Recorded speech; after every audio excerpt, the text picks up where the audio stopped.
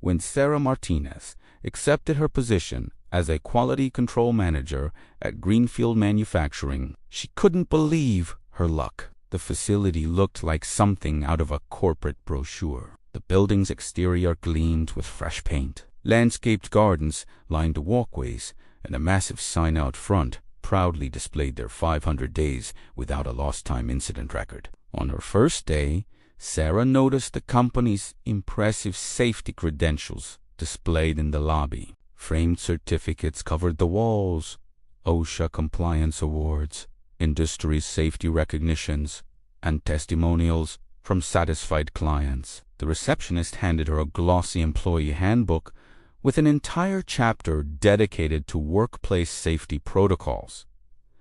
Everything appeared perfect, but as Sarah would soon discover, appearances can be deceiving. During her orientation, Sarah attended a safety meeting that seemed thorough on the surface. The safety coordinator, Mark, presented a slideshow covering emergency exits, proper lifting techniques, and the location of first aid stations. Everyone signed attendance sheets, and the meeting concluded in exactly 30 minutes, right on schedule.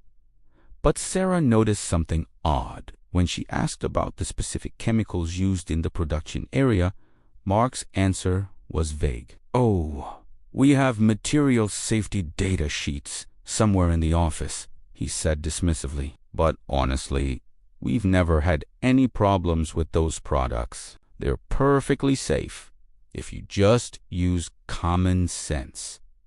That phrase, common sense, would become a recurring theme in the weeks ahead. As Sarah began her daily work, she started observing patterns that concerned her. The facility's impressive safety record wasn't the result of excellent practices. Instead, it stemmed from a culture of underreporting and creative.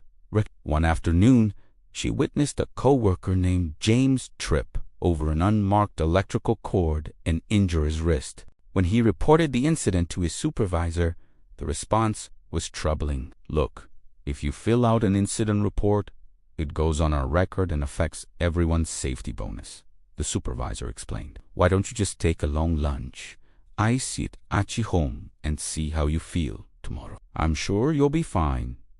James reluctantly agreed, not wanting to be seen as a troublemaker or cost his colleagues their quarterly bonus. Sarah realized that the 500 days sign outside wasn't a mark of safety excellence, but rather a monument to incidents that went unreported. As Sarah dug deeper into her role, she discovered more concerning issues. The facility's sparkling exterior masked numerous problems. The ventilation system in the production area was inadequate. Workers complained of headaches and dizziness, but management attributed these symptoms to seasonal allergies or not drinking enough water. No one had conducted air quality tests in years. Despite the various solvents and adhesives used daily in production, emergency exits, while clearly marked, were often blocked by inventory or equipment. When Sarah pointed this out during a walkthrough, a supervisor told her, "We'd move that stuff in an emergency. Everyone knows where the exits are."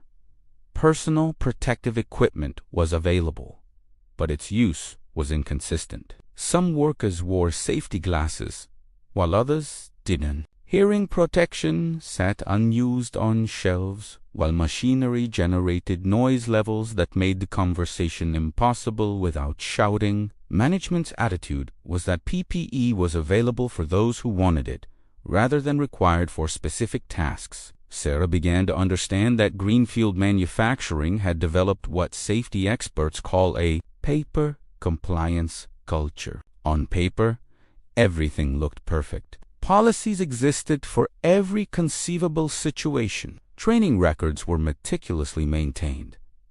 Inspection checklists were completed on schedule. But in practice, these safety measures were treated as bureaucratic hurdles rather than genuine protections. Employees rushed through safety training videos while checking their phones. Inspection checklists were often filled out from memory rather than through actual inspections. The focus was on documentation, not on actual safety practices. One day, Sarah overheard a conversation that crystallized the problem. A new employee asked why they didn't wear gloves when handling a particular chemical. An experienced worker laughed and said, "Those gloves slow you down. Management wants productivity.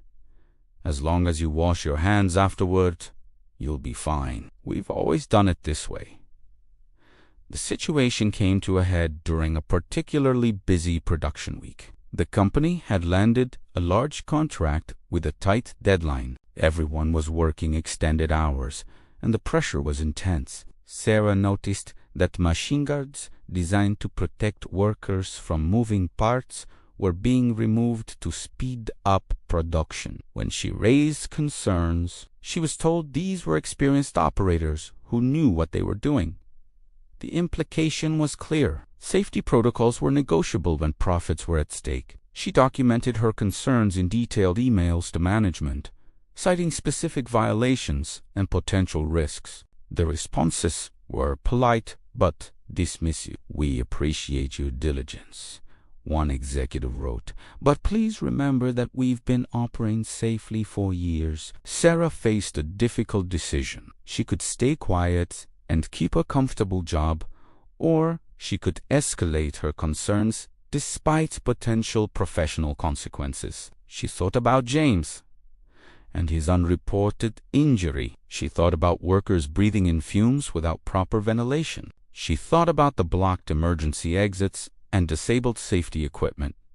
She decided to act. Sarah began by documenting everything: photographs, videos, witness statements, and copies of ignored safety reports. She learned about her rights as an employee to report safety concerns without retaliation. She researched regulatory agencies and understood the proper channels for reporting workplace hazards. When her internal reports continued to be ignored, Sarah contacted the appropriate regulatory authorities. She provided comprehensive documentation of the safety violations she'd observed. The ensuing investigation revealed systemic problems that had been hidden behind the facility's polished exterior. Sarah's story illustrates several critical lessons about workplace safety.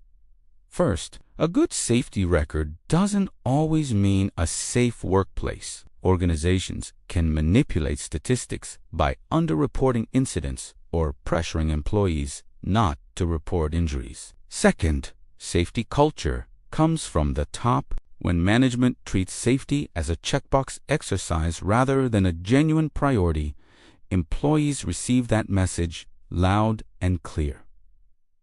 Third, speaking up matters. While it can be professionally risky to raise safety concerns, it's essential for protecting both current and future workers. Fourth, everyone has a role in workplace safety. It's not just management's responsibility or the safety coordinator's job. Every employee should feel empowered to identify hazards and suggest improvements. The investigation at Greenfield Manufacturing led to significant changes. The company implemented genuine safety reforms, updated their training programs, improved ventilation systems, and most importantly, created channels for employees to report concerns without fear of retaliation. Sarah's experience reminds us that workplace safety requires constant vigilance. A safe workplace isn't built on impressive certificates or pristine lobbies. It's built on honest communication, genuine commitment from leadership, consistent enforcement of safety protocols,